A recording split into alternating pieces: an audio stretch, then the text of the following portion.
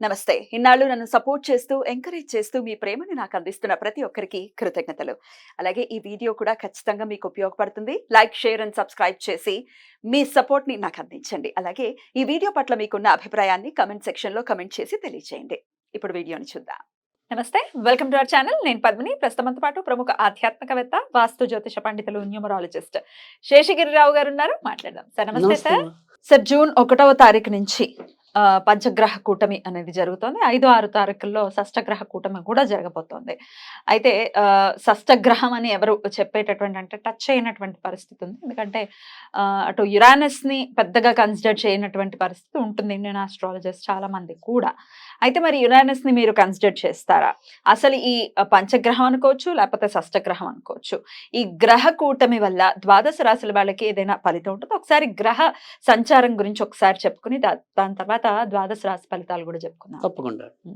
ఇది ఖచ్చితంగా ఫలితం ఉంటుందా అంటే గనక ఉంటుంది. అది ముఖ్యంగా ఇప్పుడు సామాజికంగా కూడా ఒకసారి మనం మాట్లాడుకుని సరే ద్వాదశ రాశుల యొక్క ఫలితాలు ఎలా ఉంటాయనే దాని మీద కూడా మనం చెప్పుకుందాం. తప్పకుండా. సో, ఇక్కడ మనకేంటంటే మనం గనక అబ్జర్వ్ చేసినట్టయితే గనక అంతకితం ఏవైతే ముఖ్యంగా అంటే నేను మొత్తం భారత ఎన్నికల గురించి మాట్లాడటం లేదు.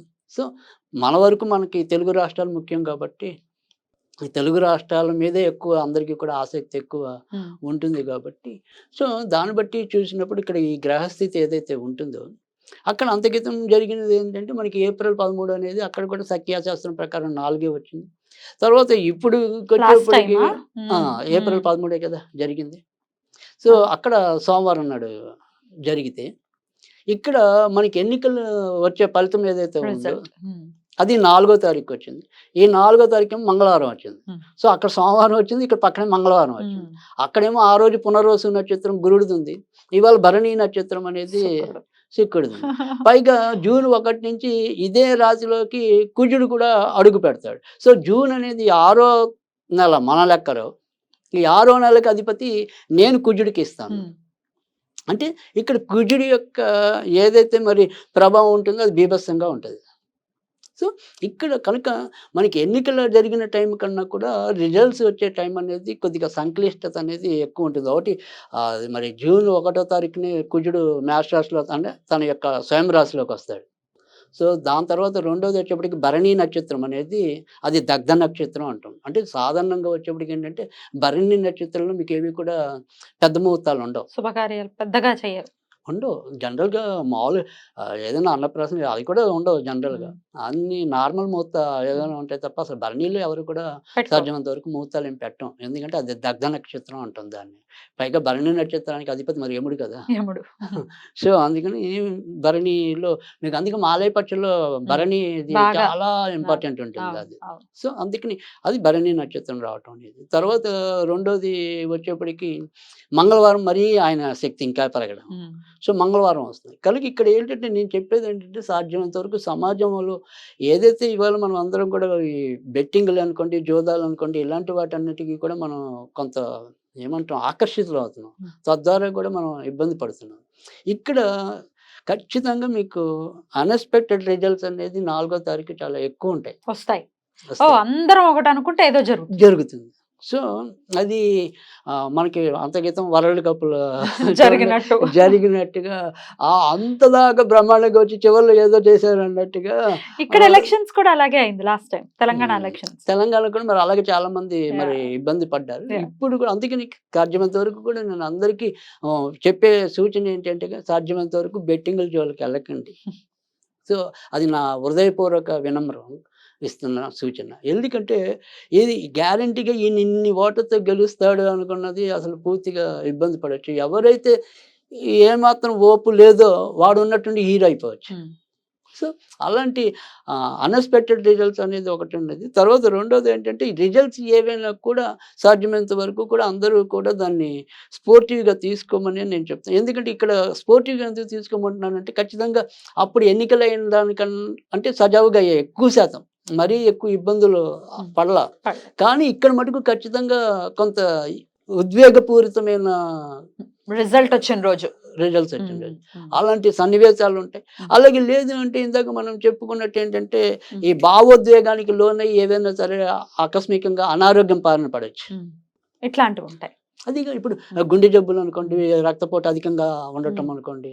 సో ఇలాంటివి మరి ఒక్కోసారి అవి మనకి మృత్యుకి హేతు అవుతాయి కదా. డెఫినెట్లీ. సో అందుకని ఎవరైనా కొద్దిగా సంయమనంగానే ఉండమంటున్నాను. దాని ముందున మీరు కొద్దిగా టేక్ ఇట్ ఈజీ అనుకోండి. రైట్. సో గెలుపు ఓటములు దైవాధీనాలు సర్వసాధారణం కూడా. అనుకోవటమే. సో అందుకని ఎవరి మీద విపరీతమైన ఆశ పెట్టుకోవచ్చు, నిరాశ పెట్టుకోవచ్చు. జరిగేది ఎలాగో జరుగుతుంది. సో ఎవడున్నా మనది ఆదుకునేవాడు అయితే తక్కువే. అవును. సో అది అది తర్వాత తర్వాత ఎలాగో అర్థమవుతుంది. Right. సో ప్రతి ఒక్కరి మీద మనం ఒక నమ్మకం పెట్టుకుని ఓటేయటం అనేది ఉంటుంది. వీళ్ళు మనకి ఇలా చేస్తారు, వాళ్ళు అలా చేస్తారని. సో కానీ అవి ఎప్పుడు కూడా ముఖ్యంగా మధ్యతరగతి వాళ్ళ మీద అయితే కూడా ఎవరు మేలు చేసేది కూడా చాలా తక్కువ ఉంటుంది. Right. Right. సో దేశ కాలమాన పరిస్థితి ఇలా ఉంటుంది. ఈ Right. గ్రహ కూటమి కూడా అది ఇదే చతుర్థ గ్రహ కూటమి. అందుకని నేను చెప్పి ఇక్కడ ఈ చతుర్థ గ్రహ కూటమి కూడా మనకి ఏమవుతుంది, ఇప్పుడు ఏదైతే ఇది ఉంటుందో సాధారణంగా ఇక్కడ ఇది వృషభంలోనే ఇంచుమించుగా మనకి సూర్యోదయం అనేది ఉంటుంది. అప్పుడు మేషంలోనే సూర్యోదయం ఉంది.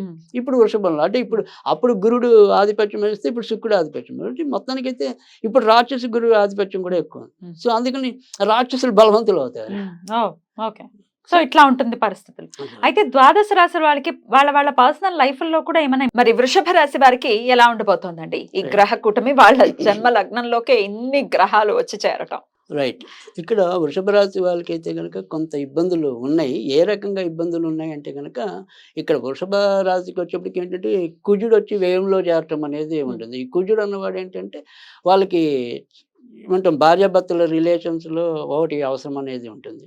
తర్వాత రెండోది వచ్చేప్పటికి ఏంటంటే ఇక్కడ ఏదైతే దుష్టగ్రహం వాళ్ళ వరకు వృషభ రాశికి దుష్టగ్రహం గురుడు యొక్క చూపు ఆల్రెడీ ఇప్పటికే ఈ వివాహ స్థానం మీద పడుతూ ఉండటం అనేది కూడా ఉంది. అంటే దీన్ని బట్టి అర్థం ఏంటంటే ఒకటి భార్యాభర్తల మధ్య సయోధ్య దెబ్బతింటమైనా కానీ లేదా భర్త కానీ భార్య కానీ ఇరువురిలో ఎవరికో ఒకరికి అనారోగ్యం కానీ ఈ రెండు తప్పకుండా ఉండే పరిస్థితులు అయితే ఉంటాయి.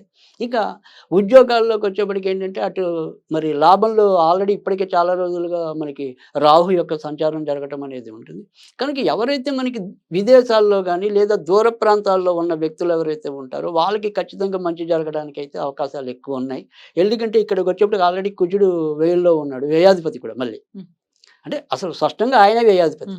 భార్యకారకుడు ఎలా అయ్యాడో వ్యయాధిపతి కూడా. అంటే వ్యయాధిపతి వ్యయంలో ఉన్నప్పుడు ఏంటంటే ఖచ్చితంగా విదేశాల్లో ఉన్న వాళ్ళకైతే కొంతవరకు మేలు జరుగుతుంది. అలాగే కొత్తగా విదేశాలు వెళ్దాము అనుకునే వాళ్ళకైతే కనుక మేలు జరగటం అనేది ఉంటుంది. ఇక ఎవరైతే సినీ రంగంలో అంటే ఇందాక మనం చెప్పుకున్న యురేనస్, సో యురేనస్ అన్నవాడు ఎప్పుడు కూడా ఆకర్షణ శక్తికి చాలా ఎక్కువ తోడ్పాటునివ్వటం అనేది ఉంటుంది. అందులో ముఖ్యంగా మనం ఏంటంటే ఇక్కడ ఈ గోచారం పక్కన పెడితే ఎప్పుడూ కూడా మనం ఏదైతే మనం లగ్నాలు కానీ ఇలా ఏదైతే ఒరిజినల్గా వాళ్ళు ఇండిపెండెంట్ జాతకం ఏదైతే ఉంటుందో దశమ స్థానంలో కనుక యురేనస్ ఉంటే కనుక వాళ్ళకి విపరీతమైన ఆకర్షణ శక్తి ఉంటుందని చెప్పి బోల్ మంది వాళ్ళ యొక్క జాతకాలతో విశ్లేషించి చెప్పిన పండితులు నేను చూశాను, అంటే పుస్తకాలు చదివాను కూడా. సో ఈ రాజస్థానంలో యురేనస్ అనేది చాలా బలోపేతముగా ఉండటం అనేది ఉంటుంది. అదే యురేనస్ కాకుండా అదే 10వ స్థానంలో ప్లూటో ఉంటే కనుక మళ్ళీ ఇబ్బందులు ఉంటాయి. నెప్ట్యూన్ ఉంటే పర్వాలేదు, న్యూట్రల్ అవుతుంది. సో ఈ యురేనస్, నెప్ట్యూన్, ప్లూటోలో ఎక్కువ ఇబ్బంది కలిగించేవాడైతే ప్లూటో, ఎక్కువ మేలు చేసేవాడైతే యురేనస్, ఇంకా నెప్ట్యూన్ అంటే తటస్థం, న్యూట్రల్. సో అందుకని వీళ్ళు ఉండే ప్లేస్ని బట్టి కొంతవరకు ఆ రకమైన ఫలితాలు రావటం అనేది ఉంటుంది. కనుక వృషభ రాశి వారికి ఏంటంటే ఈ భార్యాభర్తల రిలేషన్ లేదా భార్యాభర్తల అనారోగ్యం వాటి కొద్దిగా జాగ్రత్తగా చూసుకోవాలి.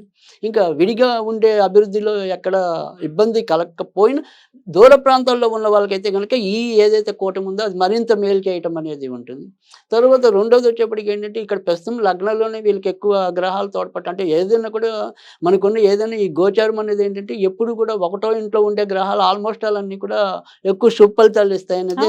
లగ్నంలో ఇన్ని గ్రహాలు ఉంటే శుభ ఫలితాలే వస్తాయి, ఎక్కువ శుభ ఫలితాలే ఉంటాయి.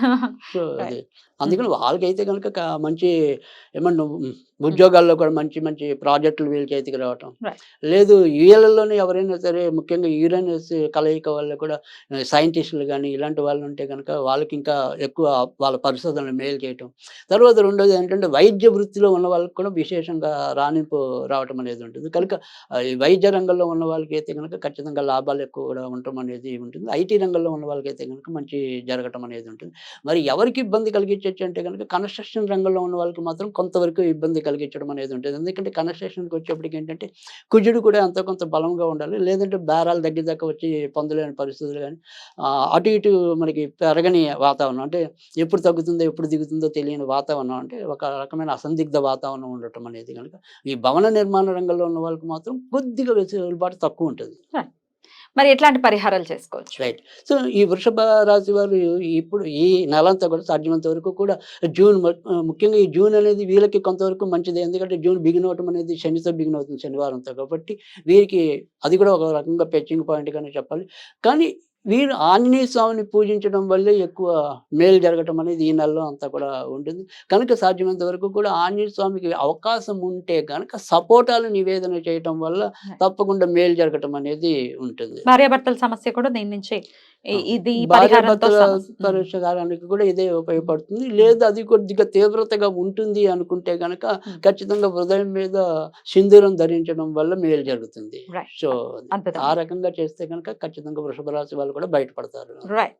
రైట్ అండి. ఇక నెక్స్ట్ ఎపిసోడ్‌లో మిథున రాశి గురించి మాట్లాడుకుందాం. థాంక్ యూ సో మచ్ అండి. నమస్తే.